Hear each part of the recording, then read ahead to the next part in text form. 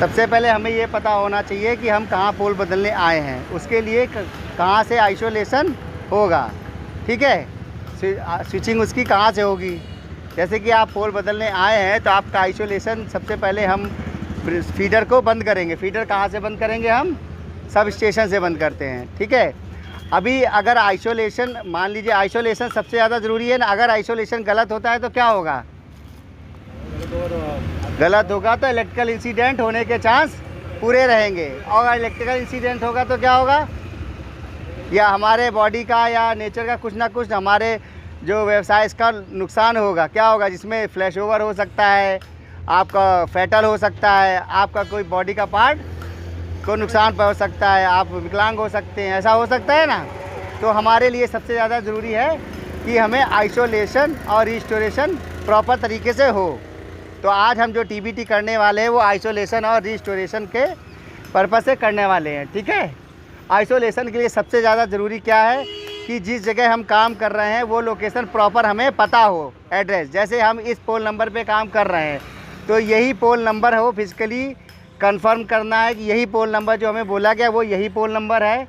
और दूसरा कि जहाँ से हम आइसोलेट कर रहे हैं वो जो स्विच है या वो आइसोलेटर है वो वही आइसोलेटर है जिस पे हमें इस फीडर को काटना है।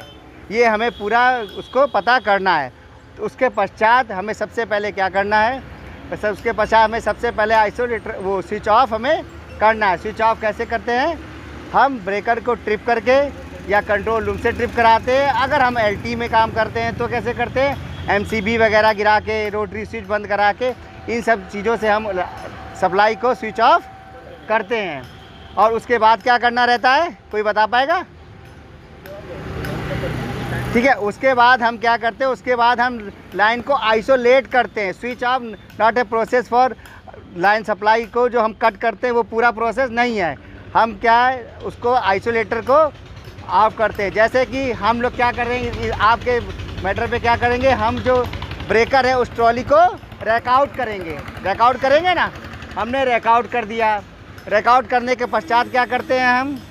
हम वहाँ पे लोटो को स्थापित करते हैं ना। और जहाँ जिस पॉइंट से हम आइसोलेटर हमारे जो लगे हुए हैं लोकल सप्लाई वाले, डुप्लीकेट सप्लाई आती है ना हमारे फीडबैक से बचने के लिए, वहाँ पे हम अपना लोटो लगाते हैं। और जहाँ पे ओपन एरिया है वहाँ पे हम मैनिंग भी करते हैं। ऐसे ही करते हैं ना, ये सारा करते हैं। उसके बाद हमें क्या करना होता है? ये तो हमारा आइसोलेशन का पार्ट हो गया। उसके बाद हम साइट पे जाएंगे। ये पूरा प्रॉपर आइसोलेशन अभी नहीं हुआ, हम साइट पे पहुँचेंगे। साइट पे क्या करेंगे? कोई बता सकता है? लाइन चेक करेंगे। हाँ, तो ये बढ़िया बात है। सबसे पहले हम क्या करेंगे? वहाँ पे जाके हम लाइन चेक करेंगे। ऐसा क्यों करते हैं? क्योंकि जो हमने स्विचिंग या आइसोलेशन किया है वो रिमोट एरिया में किया है, कहीं दूर किया है ना। अब क्या पता कि जहाँ आपने जो सप्लाई जिसकी काटी है वो बंद ही है कि नहीं है। हो सकता है चेंज हो गई हो, बीच में ड्राइंग में चेंज आ गया हो। तो ये हमें उस दिन जिस दिन हम काम करें उस दिन हमें उसका आइसोलेशन करने के पश्चात हमें चेक करना है। चेक कैसे करते हैं? हम लाइन डिटेक्टर से, है ना, लाइन डिटेक्टर से चेक करते हैं।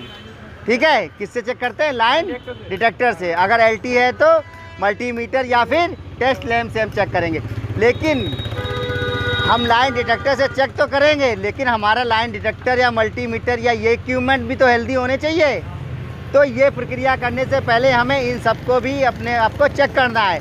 डिटेक्टर चेक करना आता है ना अभी सभी को, है ना, डिटेक्टर, मल्टीमीटर और ये सब हमें पहले चेक करना है। ठीक है, उसके पश्चात हम उसको अपने जो जिस लाइन सप्लाई में हम काम कर रहे हैं हम उसको लाइन डिटेक्टर से चेक करेंगे। चेक करके हमें ये कंफर्म कर लेंगे कि ये सब सप्लाई हमने बंद करी है वो आइसोलेट या बंद है कि नहीं है। अब बंद है। बंद होने के पश्चात क्या करेंगे? बंद होने के पश्चात हम डिस्चार्ज करते हैं। डिस्चार्ज कैसे करते हैं? प्रॉपर हम पीपी पहन के सारी प्रक्रिया करेंगे। उसके बाद हम डिस्चार्ज रॉड को जो जिस पे हमें वर्क करना है उस लाइन को डिस्चार्ज करेंगे। करने का तरीका क्या है? हाँ, सबसे पहले हम डिस्चार्ज, और पहली बात तो डिस्चार्ज हर फेस की अलग अलग रहती है ना। हाँ, तो उसको क्या करना है? हर फेस के पहले अर्थ में कनेक्ट करना है उसके कंडक्टर को, वायर को। उसके बाद हम एक एक करके सभी फेसों में डिस्चार्ज को टच करके वहाँ पे लगा देंगे। लगाने के पश्चात जो हमारे जो लाइन में चार्ज बना होगा वो हमारा डिस्चार्ज हो जाएगा। डिस्चार्ज होने के पश्चात हम क्या करेंगे, फिर हम शॉर्टिंग लगाएंगे। प्रॉपर पीपीस पहन के, अगर हम हाइट पे चढ़ रहे हैं तो हमें सीढ़ी लगानी है। वो 3S, जैसे हम लोग 3 पॉइंट पिन पॉइंट की तरह रूल के हिसाब से सीढ़ी लगाते हैं ना, 4:1 के रेशियो से, वैसे सीढ़ी लगाएंगे, ऊपर चढ़ेंगे। उसके बाद अपने हम जो सीट बेल्ट है वो बांधेंगे, फिर सीढ़ी बांधेंगे। उसके बाद हम ऊपर का प्रोसेस चालू करेंगे और हम जाके लाइन पर शॉर्टिंग लगाएं। शॉर्टिंग लगाने का प्रक्रिया कौन बताएगा, इसमें से कोई है? शॉर्टिंग कैसे लगाएंगे?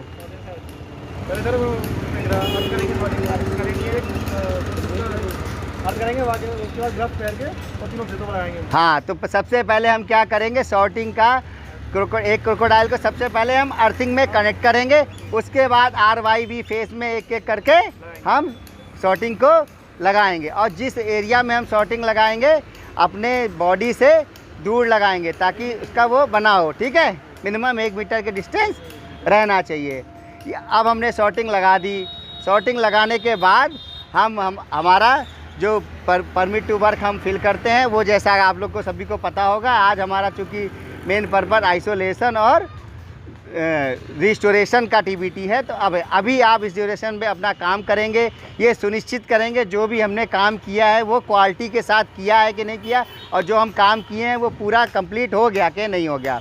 अब जब हमारा काम पूरा क्वालिटी से हो जाएगा और काम कंप्लीट हो जाएगा तो हम क्या करेंगे, सबसे पहले अपना सारे सामग्री जो टूल टैकल्स है वो अपने पास निकालेंगे। सारे व्यक्तियों को सुनिश्चित करेंगे वो हमारे पास आ गए कि नहीं आए।